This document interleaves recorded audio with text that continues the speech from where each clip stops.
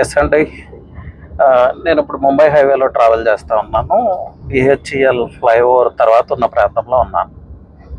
అండి, ముంబై హైవేలో real estate ఎలా గ్రో అయింది, సిటీ ఎలా ఎక్స్పాండ్ అయింది అనే దానికి నిదర్శనం ఈ ప్రాంతం మీరు చూస్తే రామచంద్రాపురం ఇది.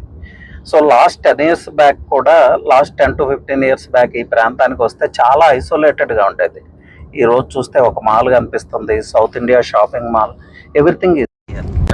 అలాగే ఇది part and parcel of Hyderabad అయిపోయిందండి ఈ ప్రాంతం ఇప్పుడు, రామచంద్రాపురం అనేది.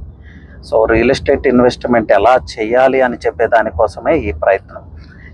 హైదరాబాద్ సిటీ ఎక్స్పాండ్ అవుతూ ఉంది, ఎండ్లెస్ ఎక్స్పాన్షన్.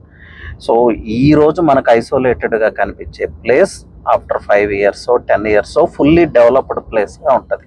అంటే సెమీ రూరల్ నుంచి సెమీ అర్బన్ నుంచి ఒక అర్బన్ క్లస్టర్ లాగా, ఒక మైక్రో మార్కెట్ లాగా డెవలప్ అవుతూ ఉంటుంది. దానికి నిదర్శనమే ఈ ప్రాంతం రామచంద్రాపురం. మీ అందరికీ తెలుసు 10 years బ్యాక్ ఇక్కడికి వస్తే ఎలా ఉండుండేది, ఇప్పుడు ఎలా ఉంది అనేది.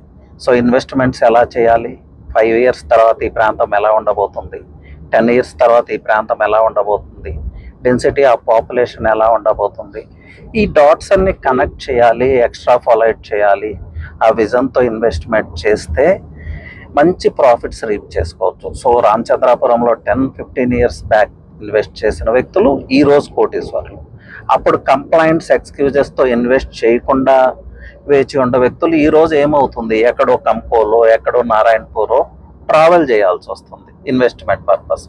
So make right kind of investments అండి, రైట్ డెసిషన్ తీసుకోండి. డెసిషన్ మేకింగ్ ఉండాలి ఇన్వెస్ట్మెంట్ చేయాలి అంటే.